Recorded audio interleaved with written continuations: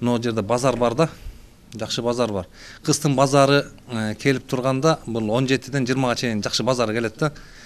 Мына ушул эң жакшы базар да. Будан өткөндөн кеч базар да. Түш базарын кеч базар болот. Бир эркектики деле ошондой да. Бул 20дан 25ге чейин жакшы базар да.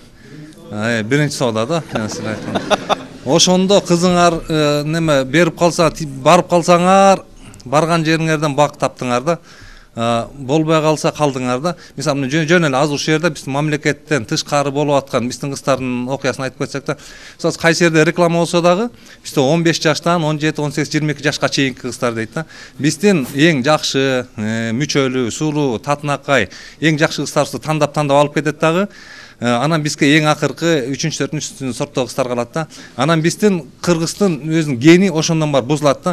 Ошон үчүн биз өзүбүздүн кыздарды биринчи соода менен, биринчи группадагы менен, анан кийин эң күчтүү кыздарыбызды алып калышыбыз керек. Ошон үчүн кыздар, бул биз мынчада даяр болобуз, анчада даяр болобуз эмес. Бул силер кыз киши өзү негизи 14-15 жашында эле даяр болушу керек. Биз дагы ошону кечирээк айтып атабыз. Мына мен өзүмөн айтып кетейин, мен үйлөнгөм. Мен аялымды 16 жашында алгам. 17 жашка чейин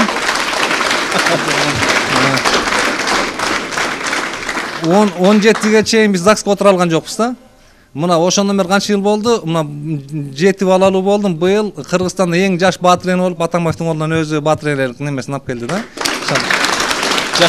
Бирок ушул бул баягы бу жерде бир кыз айтып атат, бул факт, анан кийин мында ден соолугу жетпейт, антпейт, мынтпейт эмес. Ден соолугу абдан жетет.